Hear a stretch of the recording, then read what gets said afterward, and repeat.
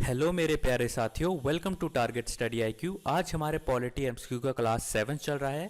कल हमने बात किया था फंडामेंटल राइट्स, मौलिक अधिकारों के बारे में, और आज हम बात करेंगे मिश्रित प्रश्न, सबसे महत्वपूर्ण सेट के बारे में। तो हम प्रतिदिन सीरियल वाइज जाएंगे, इसीलिए आप प्लीज़ इस चैनल को लाइक तथा सब्सक्राइब ज़रूर करें। तो आज का पहला सवाल है, मौलिक अधिकारों और राज्य नीति के निदेशक सिद्धांतों डीपीएसपी में मुख्य अंतर क्या है।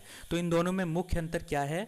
तो न्यायिक सुरक्षा जो है, इनका मुख्य अंतर है, मौलिक अधिकारों को न्यायालय में संरक्षण प्राप्त है, उनके अतिक्रमण पर नागरिक न्यायालय के पास जा सकता है, परंतु नीति निदेशक तत्वों का न्यायालय में संरक्षण प्राप्त नहीं है। तो न्यायिक सुरक्षा जो है मौलिक अधिकारों की है, लेकिन राज्य नीति के निदेशक सिद्धांतों की नहीं है। दूसरा पॉइंट हो जाएगा, मौलिक अधिकार स्थगित या निलंबित किए जा सकते हैं इमरजेंसी के टाइम पर, लेकिन नीति निदेशक तत्व नहीं किए जा सकते। अगले प्रश्न की ओर चलते हैं। भारतीय संविधान में निहित मौलिक कर्तव्यों फंडामेंटल ड्यूटीज में कोई नहीं है। तो इनमें से कौन सा फंडामेंटल ड्यूटीज में नहीं है? तो फंडामेंटल ड्यूटीज में कानूनी मंजूरी नहीं है। आपके जब फंडामेंटल ड्यूटीज़ का हनन होता है, मौलिक कर्तव्यों का हनन होता है, तो आप उसके लिए कोर्ट में नहीं जा सकते। भारतीय संविधान में निहित मौलिक कर्तव्यों का कोई कानूनी मंजूरी नहीं है। मौलिक कर्तव्य 42वें संविधान संशोधन से लिए गए थे। तो 42वें संविधान संशोधन में इनको डाला गया था, और 1976 में हुआ था आपका 42वां संविधान संशोधन। इसको केवल नागरिकों को देश के प्रति कर्तव्य जगाने का प्रयास है। तो ये नागरिकों को केवल कर्तव्य जगाता है। तीसरा प्रश्न है, निम्नलिखित में से कौन सा भारतीय संविधान के अंतर्गत मौलिक कर्तव्य नहीं है? तो इसका सही आंसर कौन सा हो जाएगा? इसका सही आंसर हो जाएगा फर्स्ट, ऑप्शन नंबर 1। भारतीय संविधान के अंतर्गत राष्ट्रीय महत्व के स्मारकों की रक्षा करने के लिए कोई मौलिक कर्तव्य नहीं है। और अगर मौलिक कर्तव्यों की बात करें तो हमारे मौलिक कर्तव्य हैं टोटल 11, और ये हैं आपके टोटल 11 मौलिक कर्तव्य। एक कहता है संविधान का पालन करना, आदर्शों का पालन करना। दूसरा कहता है महान जो लोग थे हमारे राष्ट्रीय, जिन्होंने संघर्ष किया था, उनके आदर्शों को पालना। तीसरा है भारत की संप्रभुता, एकता और अखंडता को बनाए रखना। फिर है देश की रक्षा करने के लिए राष्ट्र सेवा प्रदान करने के लिए जब ऐसा करने को कहा जाए तो वैसा करना। फिर है धार्मिक, भाषाई और क्षेत्रीय या अनुभागीय विविधताओं को पार करके सद्भाव और भाईचारे की भावना को बढ़ावा देना। फिर है समग्र संस्कृति की समृद्ध विरासत को महत्व देना, संरक्षित करना। वनों, झीलों, नदियों और वन्य जीवन सहित प्राकृतिक पर्यावरण की रक्षा और सुरक्षा करने के लिए जीवित प्राणियों के प्रति करुणा रखना। फिर है वैज्ञानिक सोच, मानवतावाद और जांच और सुधार की भावना को विकसित करना। फिर है सार्वजनिक संपत्ति की रक्षा करना और हिंसा को त्यागना। फिर है व्यक्तिगत और सामूहिक गतिविधियों के सभी क्षेत्रों में उत्कृष्टता की दिशा में प्रयास करना। ठीक है। फिर लास्ट है माता पिता द्वारा शिक्षा के अवसर प्रदान करना, अभिभावक उसके 6 से 14 साल के बच्चे को पढ़ाना। अगला प्रश्न है, रिट के कौन सा शाब्दिक मतलब है हम आदेश देते हैं? तो हम आदेश देते हैं, कौन सा रिट हो जाएगा? तो आपको ऑप्शन नंबर 2 बिल्कुल सही हो जाएगा, परामादेश मैंडेमस। इस रिट को कोर्ट द्वारा जारी किया जाता है किसी भी सरकारी अधिकारी, कॉरपोरेशन, निचली अदालत को या सरकार को, और कहा या पूछा जाता है काम करने को जब उन्होंने किसी काम को नामंजूर कर दिया हो। तो मैंडेमस परामर्श जो रिट होती है इसीलिए काम में आती है। फिर है निषेध, प्रोहिबिशन की रिट सुपीरियर कोर्ट द्वारा जारी की जाती है, और इसका सही आंसर क्या हो जाएगा? ऑप्शन नंबर 1 हो जाएगा। ये निषेध रिट लगाई जाती है एक उच्च अदालत द्वारा एक निचली अदालत पर, ताकि निचली अदालत अपना न्यायिक क्षेत्र को अपने इलाके तक ही सीमित रखे और उसे आगे ना बढ़ाए। तो ये एक अवर अदालत या न्यायाधिकरण को अपने अधिकार क्षेत्र से अधिक या प्राकृतिक न्याय के नियमों के विपरीत कार्य करने से रोकता है। तो 5th का आंसर हो जाएगा ऑप्शन नंबर 1।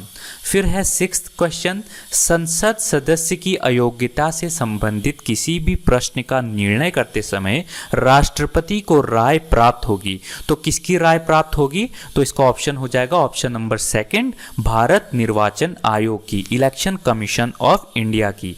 राष्ट्रपति संसद सदस्य को अयोग्य घोषित करने से संबंधित निर्णय के लिए भारत निर्वाचन आयोग से राय ले सकता है। अगला प्रश्न है, संविधान में मौलिक कर्तव्यों को कब शामिल किया गया था? तो इसका सही आंसर हो जाएगा 42वें संविधान संशोधन में। मौलिक कर्तव्यों को भारतीय संविधान में 42वें संविधान संशोधन में लिया गया था। और ये कब डाला गया था? तो 1976 में इसको डाला गया था। और कहाँ डाला गया था? तो आर्टिकल अनुच्छेद 51A में, 51A में डाला गया था इसको भारतीय संविधान के। अगला प्रश्न है, मौलिक अधिकार के रूप में निजता का अधिकार निहित है, प्लेस्ड है। तो कहाँ पर निजता का अधिकार प्लेस्ड है?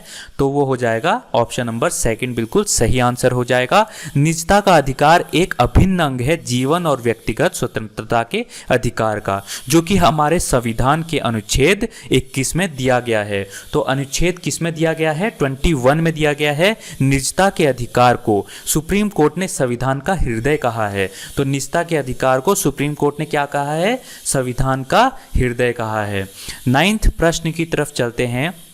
भारत के संविधान के निर्माताओं का मन निम्नलिखित में से किसमें परिलक्षित होता है, क्लियर होता है? तो इसका सही आंसर हो जाएगा प्रस्तावना में। सर अल्लादी कृष्णा स्वामी अय्यर, जो कि एक सदस्य थे संसद के, उन्होंने कहा था कि प्रस्तावना वो चीज़ है जिसका हमने सपना देखा था। तो प्रस्तावना का सपना देखा था सर अल्लादी कृष्णा स्वामी अय्यर ने कहा था। इसीलिए संविधान निर्माताओं का जो मन है वो किसकी तरफ परिलक्षित है? प्रस्तावना की तरफ परिलक्षित है। अगला प्रश्न हो जाएगा, संविधान की प्रस्तावना में निम्नलिखित उद्देश्य में से कौन सा सन्निहित इम्प्लाइड नहीं है?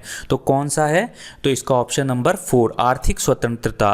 प्रस्तावना कहता है कि हमें स्वतंत्रता है। किस चीज़ की स्वतंत्रता है? स्वतंत्रता है विचार की, विश्वास की, अभिव्यक्ति की, लेकिन आर्थिक स्वतंत्रता के बारे में प्रस्तावना नहीं कहता। इसीलिए हमारा आंसर कौन सा हो जाएगा? हमारा आंसर हो जाएगा आर्थिक स्वतंत्रता। अगला प्रश्न है, संविधान में निहित राज्य नीति के नीति सिद्धांत किसी भी अदालत द्वारा लागू करने योग्य नहीं है, फिर भी वे क्या हैं? तो ऑप्शन नंबर 1 बिल्कुल सही हो जाएगा, देश के शासन में महत्वपूर्ण है। और नीति निर्देशक जो सिद्धांत होते हैं किसी भी अदालत द्वारा लागू करने योग्य नहीं हैं, परंतु यह देश के शासन में बेहद अहम होते हैं। अगला प्रश्न है, निम्नलिखित में से कौन सा राज्य नीति निर्देशक तत्व DPSP का एक नीति सिद्धांत नहीं है? तो इसका सही आंसर कौन सा हो जाएगा? ऑप्शन नंबर 3, राज्य निरक्षरता को खत्म करने के लिए प्रौढ़ अडल्ट शिक्षा को बढ़ावा देने का प्रयास करेगा। तो अडल्ट एजुकेशन की बात नहीं करता है DPSP, वो कहता है सिर्फ 6 से 14 साल के बच्चों की शिक्षा का प्रावधान करता है। अगला प्रश्न है, निम्नलिखित वर्षों में से किस वर्षों में मौलिक कर्तव्यों को भारत के संविधान में मौजूद मौलिक अधिकारों में जोड़ा गया था? तो इसका ऑप्शन नंबर कौन सा सही हो जाएगा? ऑप्शन नंबर 2, 1976, 1976 में 42वें संविधान संशोधन में 10 मौलिक कर्तव्य जोड़े गए थे। ठीक है, 10 मौलिक कर्तव्य जोड़े गए थे। और 11वां कब जोड़ा गया था? तो 11वां जोड़ा गया था 2002 में। कौन से संविधान संशोधन में जोड़ा गया था? तो 86वां संविधान संशोधन में 11वां जो आपका मौलिक कर्तव्य था वो जोड़ा गया था। अगला प्रश्न है, राज्य नीति के निदेशक सिद्धांतों का उद्देश्य एम है, तो इसका एम क्या है? तो सकारात्मक निर्देश निर्धारित करें जो सभी स्तरों पर नीति राज्य होगा। तो DPSP के सिद्धांत है सकारात्मक निर्देश जारी करना, जिसमें राज्य को पॉलिसी बनाने में मदद मिलेगी। DPSP जो कि आपके राज्य नीति निर्देशक तत्व बोलते हैं, हमारे संविधान के भाग 4 में है, भाग 4 में है और आर्टिकल 36 से 51 में है। अगला प्रश्न है, संसद के 2 सत्रों के बीच अधिकतम अंतराल इंटरवल क्या है? तो कितना इंटरवल होता है? तो अंतराल होता है 6 महीने। समय दर समय संसद के सेशन राष्ट्रपति द्वारा बिठाए जाते हैं। अधिकतर समय अंतराल बोला जाए तो 6 महीने का होता है, उससे ज़्यादा नहीं कर सकते। इसीलिए हर साल कम से कम कितने सेशन होते हैं? 2 सेशन जरूर होते हैं।